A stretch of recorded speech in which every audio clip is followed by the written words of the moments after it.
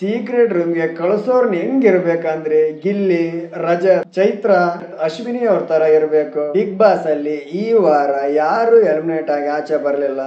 ಅದರಂತೆ ಜಿಯೋ ಸ್ಟಾರ್ ಅಲ್ಲಿ voting line ಸಹ ತೆರೆದಿರಲಿಲ್ಲ ಬಿಡಿ.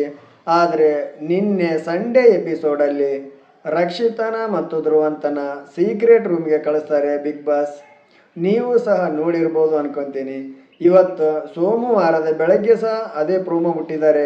ಧ್ರುವಂತ ಹಾಗೂ ರಕ್ಷಿತನ ಬಗ್ಗೆ ಮನೆಯ ಸ್ಪರ್ಧಿಗಳಲ್ಲಿ ಯಾವ್ಯಾವ ತರ ಅಭಿಪ್ರಾಯ ಇದೆ, ಅವ್ರು ಏನ್ ಅನ್ಕೊಂಡಿದ್ದಾರೆ, ಆ ಅಭಿಪ್ರಾಯವನ್ನು ಧ್ರುವಂತ ಹಾಗೂ ರಕ್ಷಿತಾ ಸೀಕ್ರೆಟ್ ರೂಮ್ ಅಲ್ಲಿದ್ದು ಕೇಳಿಸ್ಕೊಳ್ತಾರೆ, ಹಾಗೆ ನೋಡ್ತಾರೆ. ಅವ್ರಿಗೆ ಒಂದು ಟಿವಿ ಹಾಗೂ ಹೆಡ್ಫೋನಿನ ವ್ಯವಸ್ಥೆ ಇದೆ. ರಕ್ಷಿತಾನ ಹಾಗೂ ಧ್ರುವಂತನ ಕಳಿಸುವುದರಿಂದ ಇವರಿಬ್ಬರನ್ನ ಕಳಿಸಿರೋದ್ರಿಂದ ಅಷ್ಟು ಚೇಂಜಸ್ ಏನಾಗಲ್ಲ. ಯಾಕೆ ಅಂದ್ರೆ ಗಿಲ್ಲಿ, ರಜತ್, ಅಶ್ವಿನಿ ಅವ್ರ ತರ ಇರಬೇಕು.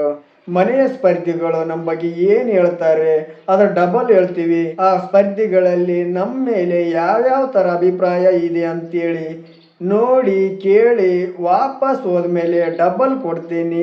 ನೀವು ಈ ತರ ಹೇಳಿದ್ರಿ, ನಾನು ಈ ತರ ಹೇಳ್ತೀನಿ ಅಂತೇಳಿ ಒಂದು ಜಿದ್ದು ಇಟ್ಕೊಂಡು ಹೋದವ್ರನ್ನ ಇಲ್ಲ ಟಾರ್ಗೆಟ್ ಮಾಡಿ ಹೋಗುವಂತವ್ರನ್ನ ಕಳಿಸ್ಬೇಕು. ಈ ಇಬ್ಬರನ್ನ ಕಳಿಸಿದ್ರಿಂದ ಯಾವುದೇ ಚೇಂಜಸ್ ಆಗಲ್ಲ. ಇಲ್ಲ ಅಂದ್ರೆ ಅಟ್ಲೀಸ್ಟ್ ಸೀಕ್ರೆಟ್ ರೂಮಿಗೆ ಕಳಿಸೋರ್ನ ರಜತನ್ ತರ ಆದ್ರೆ ಇರ್ಲೇಬೇಕು. ರಜತ್ ಹೆಂಗಂದ್ರೆ ಅವ್ರು ಹೊಂದ್ಕೊಂಡ್ರ ನಾನು 2 ಕೊಡ್ತೀನಿ, ಅವ್ರು ಹಿಂಗಂದ್ರ ನಾನು ಹಂಗಂತೀನಿ, ಆ ತರ ಇದ್ರೆ ಏನೋ ಒಂದು ಇಷ್ಟ ಆಗ್ಬೋದು.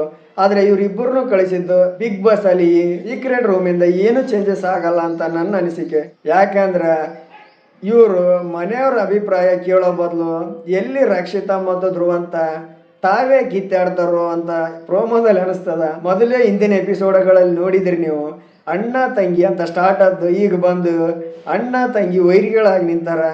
ಆ ಇಬ್ಬರಿಗೆ ಒಬ್ಬರನ್ನ ಕಂಡ್ರೆ ಇನ್ನೊಬ್ಬರಿಗೆ ಆಗದೆ ಇರುವಂತ ಸ್ಥಿತಿ ಇದೆ. ಇನ್ನು ಇವರಿಬ್ಬರು ಸೀಕ್ರೆಟ್ ರೂಮ್ ಅಲ್ಲಿ ಹೆಂಗಿರ್ತಾರೋ 1 ವಾರಗಳ ಕಾಲ ನೋಡ್ಬೇಕು. ಏನೇ ಆಗ್ಲಿ ರಕ್ಷಿತಾ ಹೊರ ಹೋಗುವಾಗ ಬಿಗ್ ಬಾಸ್ ಅಲ್ಲಿ ಕೆಲವೊಂದಿಷ್ಟು ಸ್ಪರ್ಧಿಗಳನ್ನು ಬಿಟ್ರೆ ಇನ್ನೆಲ್ಲ ಸ್ಪರ್ಧಿಗಳಿಗೆ ಸ್ವಲ್ಪ ನೋವಿತ್ತು, ಕಣ್ಣೀರಿತ್ತು ಅನಿಸ್ತದ. ಇನ್ನು ಧ್ರುವಂತ ಹೋದ್ರೆ ಎಷ್ಟು ಬಿಟ್ರೆ ಎಷ್ಟು, ಅವನಿಗೆ ಆಯ್ ಅಂತಾನು ಹೇಳಿಲ್ಲ, ಬಾಯ್ ಅಂತಾನು ಹೇಳಿಲ್ಲ. ರಕ್ಷಿತನಿಗೆ ಒಂದ್ ಸ್ವಲ್ಪ ಹೇಳಿದ್ರು. ರಕ್ಷಿತನ ಬಗ್ಗೆ ಒಂದಿಷ್ಟು ಫೀಲಿಂಗ್ಸ್, ಕಣ್ಣೀರು, ಅಭಿಪ್ರಾಯವನ್ನು ವ್ಯಕ್ತಪಡಿಸಿದ್ರು.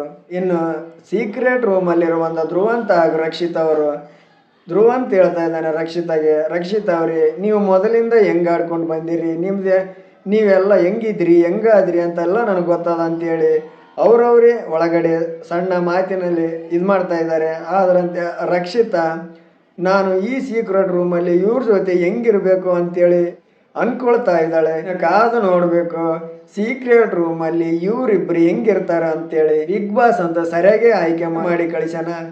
ಇವರಿಬ್ಬರಿಗೆ ಒಬ್ಬರನ್ನ ಕಂಡ್ರೆ ಒಬ್ರಿಗೆ ಆಗಲ್ಲ. ಅದರಂತೆ ಮನೆಯಲ್ಲಿರೋರಿಗೆ ಒಬ್ಬರಿಗೆ ಸಾಫ್ಟ್ ಕಾರ್ನರ್ ಇದೆ, ಒಬ್ಬರಿಗೆ ಇನ್ನೂ ಒಂದಷ್ಟು ಹೋದ್ರೆ ಹೋಗ್ಲಿ ಅನ್ನೋ ತಾತ್ಸಾರ ಇದೆ. ನೋಡಬೇಕು ಈ ಇಬ್ಬರ ಬಗ್ಗೆ ಅಷ್ಟು ಸ್ಪರ್ಧಿಗಳು ಏನೇನು ಮಾತಾಡ್ತಾರೆ, ಏನೇನಂತ ತಮ್ಮ ಅನಿಸಿಕೆಗಳನ್ನು ತಿಳಿಸ್ತಾರೆ ಅಂತ. ರಕ್ಷಿತಾ ಧ್ರುವಂತನ ಬದಲು ಬೇರೆ ಯಾರನ್ನಾದ್ರೂ ಕಳಿಸಿದರೆ ಏನಾದರೂ ಒಂದು ಸೀಕ್ರೆಟ್ ರೂಮಿನಿಂದ ಚೇಂಜಸ್ ಆಗ್ತಿತ್ತೇನೋ. ಆದರೆ ಇವರಿಬ್ಬರಿಂದ ಯಾವುದೇ ಚೇಂಜಸ್ ಸಹ ಆಗಲ್ಲ. ಯಾಕೆ ಅಂದರೆ ವಾಪಸ್ ಕಳಿಸಿದಾಗ ಇವರು ರಿವೆಂಜ್ ತೀರಿಸಷ್ಟು ಇದು ಅನ್ಸಲ್ಲ. ರಕ್ಷಿತಾ ಹಾಗೂ ಧ್ರುವಂತ್ ಸೀಕ್ರೆಟ್ ರೂಮಲ್ಲಿ ಇದ್ದುಕೊಂಡು ತಮ್ಮ ಬಗ್ಗೆ ಮನೆಯವರು ಏನೇನು ಮಾತುಗಳನ್ನು ಆಡ್ತಾರೆ, ಏನೇನು ಅಭಿಪ್ರಾಯಗಳನ್ನು ವ್ಯಕ್ತಪಡಿಸ್ತಾರೆ ಅಂತ ಕೇಳಿ ನೋಡಿ ವಾಪಸ್ ಬಂದ ಮೇಲೆ ನೋಡಬೇಕು ಏನಾದರೂ ಅವರಿಬ್ಬರಿಂದ ಚೇಂಜಸ್ ಆಗ್ತದಂತೇಳಿ.